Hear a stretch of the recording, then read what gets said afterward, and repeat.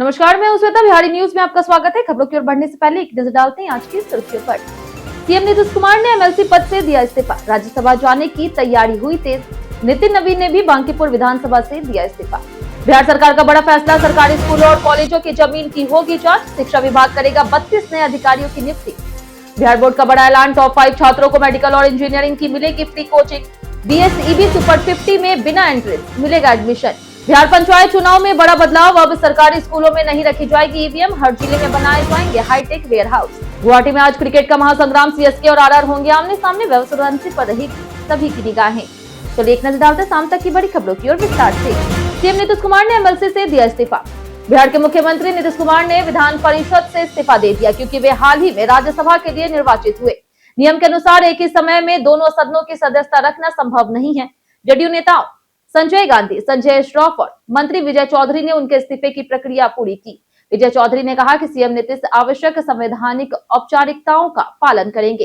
इसके साथ ही बीजेपी के नितिन नवीन ने बांकीपुर विधानसभा से इस्तीफा देकर के राज्यसभा में शपथ लेने की तैयारी की। उन्होंने अपने 20 साल के विधानसभा अनुभव और जनता के समर्थन के लिए आभार जताया। सरकारी स्कूलों की भूमि की जांच के लिए नियुक्त होंगे नए अधिकारी।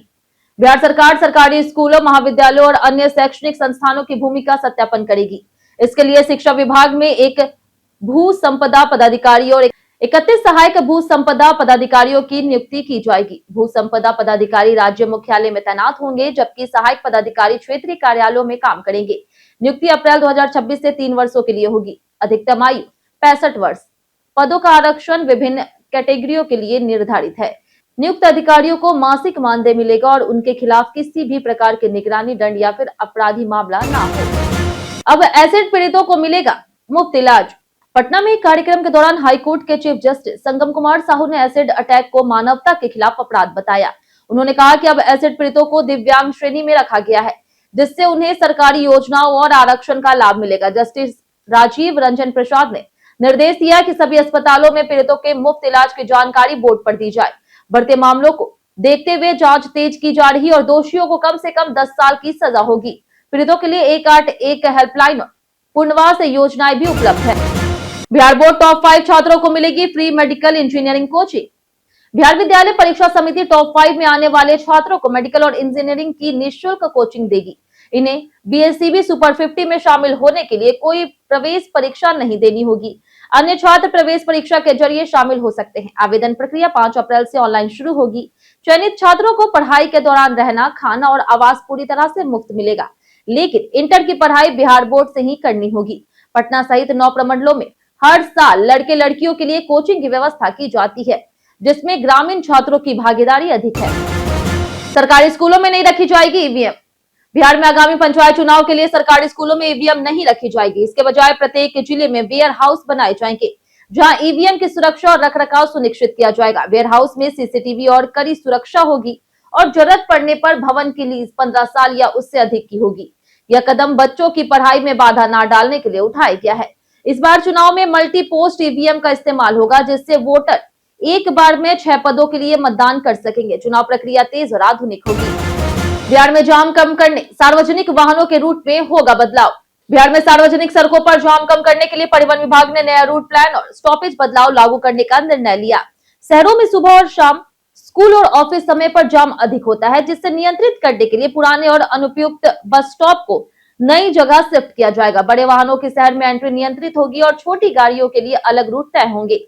अन्य राज्यों जैसे कि हैदराबाद और बेंगलुरु की तर्ज पर रूट चार्ट तैयार किया जाएगा। इससे रोड पर गाड़ियों की लाइन कम होगी और जाम की समस्या घटेगी। जमाखोरी और अधिक दाम वसूलने पर प्रशासन करेगा कार्रवाई। पटना में एलपीजी गैस की सप्लाई पूरी तरह से सामान्य है और जिले में 136 एजेंसियां 16.65 लाख उपभोक्ताओं को सेवा दे रही। डीएम डॉक्टर त्यागराजन एसएम ने सभी अधिकारियों, पुलिस और गैस कंपनियों के साथ बैठक कर स्थिति की समीक्षा की और ब्लैक मार्केटिंग, जमाखोरी या ज्यादा दाम वसूलने पर सख्त कार्रवाई के निर्देश दिए। जिला स्तर पर 24 घंटे कंट्रोल रूम और प्रखंडों में 28 धावा दल सक्रिय है। होटल और ढाबों में भी लगातार जांच जारी है। साथ ही गेल द्वारा पीएनजी कनेक्शन बढ़ाने के लिए शिविर आयोजित किए जा रहे हैं। डीईओ से लेकर के शिक्षक तक ऑनलाइन देख सकेंगे छुट्टी का आवेदन। बिहार सरकार ने सरकारी स्कूलों में शिक्षकों की छुट्टी प्रक्रिया को डिजिटल कर दिया। अब शिक्षक मैनुअल छुट्टी आवेदन नहीं दे सकेंगे और सभी छुट्टियों के लिए ई शिक्षा कोष पोर्टल पर आवेदन करना अनिवार्य होगा। पोर्टल पर छुट्टी का कारण, दिन और अन्य जानकारी भरनी होगी। आवेदन के बाद छुट्टी की मंजूरी भी डिजिटल होगी, जिसे डीयू, प्रधानाध्यापक, शिक्षक और मुख्यालय स्तर के अधिकारी देख सकेंगे। इमरजेंसी लीव से लेकर के अदेय अवकाश तक सभी प्रकार की छुट्टियां इसी पोर्टल के माध्यम से ली जाएगी, जिससे प्रक्रिया पारदर्शी और आसान होगी। बिहार के चुनिंदा पेट्रोल पंपों पर मिलेगा केरोसिन। केंद्र सरकार ने ईरान युद्ध के बाद वैश्विक ऊर्जा संकट के मद्देनजर केरोसिन की आपूर्ति को आसान बनाने के लिए नया नियम लागू किया।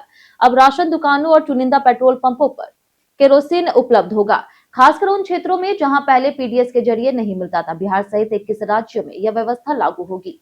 प्रत्येक जिले में अधिकतम 2 पेट्रोल पंपों को केरोसिन वितरण का लाइसेंस मिलेगा और पंपों पर 5000 लीटर तक स्टॉक रखा जा सकेगा। यह कदम खाना पकाने और रोशनी के लिए वैकल्पिक ईंधन सुनिश्चित करने के उद्देश्य से लिया गया। व्यवस्था अस्थायी 60 दिनों के लिए लागू होगी। मुंबई में 35 मंजिला बिहार भवन का निर्माण इस साल से होगा शुरू।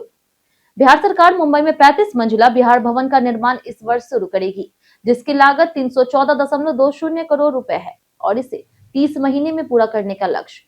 इस भवन का उद्देश्य महाराष्ट्र में रहने वाले बिहार वासियों को बेहतर सुविधाएं देना और राज्य में निवेश को बढ़ावा देना है। भवन में high speed lift, power backup, central AC सौर ऊर्जा प्लांट, एसटीपी, ईटीपी और उन्नत फायर सेफ्टी जैसी आधुनिक व्यवस्थाएं होंगी। 3 मंजिला बेसमेंट पार्किंग और बेहतर सड़क संपर्क भी उपलब्ध होगी। यह परियोजना बिहार महाराष्ट्र के आर्थिक और सामाजिक संबंधों को मजबूत करेगी। 2027 तक पूरा होगा बक्सर का बड़ा रेलवे इंफ्रास्ट्रक्चर प्रोजेक्ट। बक्सर के पास रेल कनेक्टिविटी मजबूत करने के लिए दिलदार नगर के समीप 11.8 किलोमीटर लंबी बाईपास रेल लाइन का निर्माण तेजी से चल रहा, जिसे 2027 तक पूरा करने का लक्ष्य है। इस परियोजना के तहत कर्मा नाम से नया स्टेशन भी बनाया जा रहा, जो भविष्य में महत्वपूर्ण जंक्शन बन सकता है। इससे गाजीपुर से आने वाली ट्रेनों को बिना इंजन रिवर्स किए सीधा अलग रूट पर भेजा जा सकेगा, जिससे समय बचेगा और संचालन आसान होगा।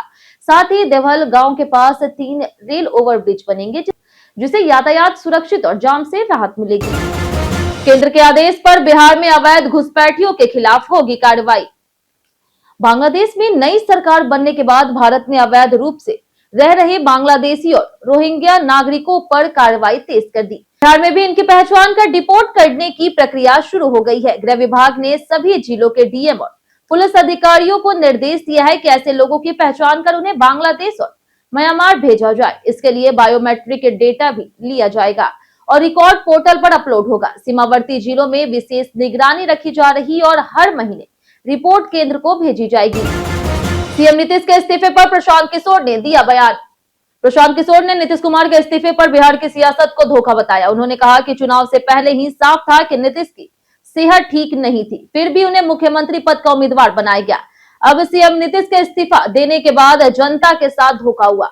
उन्होंने सीधे तौर पर जदयू और बीजेपी नेताओं को जिम्मेदार ठहराया और सवाल उठाए कि 1 करोड़ नौकरियां देने का वादा अब कौन पूरा करेगा। प्रशांत किशोर ने कहा कि जो लोग नीतीश का नाम बेचकर स्वस्थ बताया, वे बिहार जनता के गुनहगार हैं। हाइड्रोकेमिकल के नाम पर मंगाई गई शराब बरामद।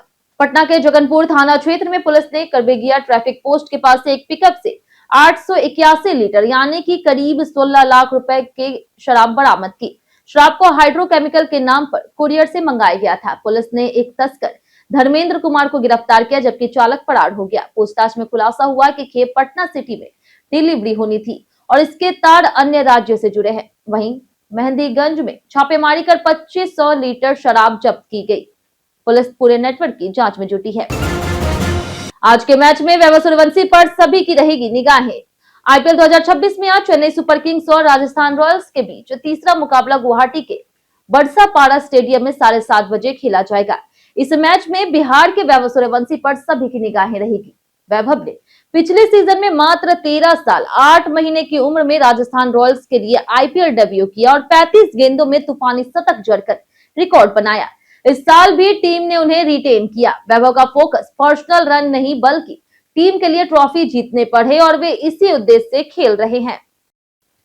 बीते दिन हमारे द्वारा पूछे गए सवाल का जवाब आप लोगों में से बहुत लोगों ने हमारे कमेंट बॉक्स सेक्शन में लिख करके दिया है। जिन्होंने हमारे द्वारा पूछे गए सवाल का जवाब दिया उनके नाम है राजकिशोर महतो, कौशलेंद्र कुमार, रंजित मिश्रा, रवि मोहन वर्मा, लक्ष्मी मेहता, राकेश मिश्रा, जितेंद्र ठाकुर, सुमेर यादव, संजीव कुमार, रामशंकर सिंह, अनवर करीम खान, राजेंद्र ताते, रामायण सिंह, विनोद शाह, नंदन कुमार, दीपक कुमार, पारस कुमार, कुश कुमार, हरेंद्र सिंह, बाबूलाल मरांडी, अमित कुमार, आदिल हुसैन, रवि कुमार, अरुण कुमार, सोनी देवी और भरत कुमार।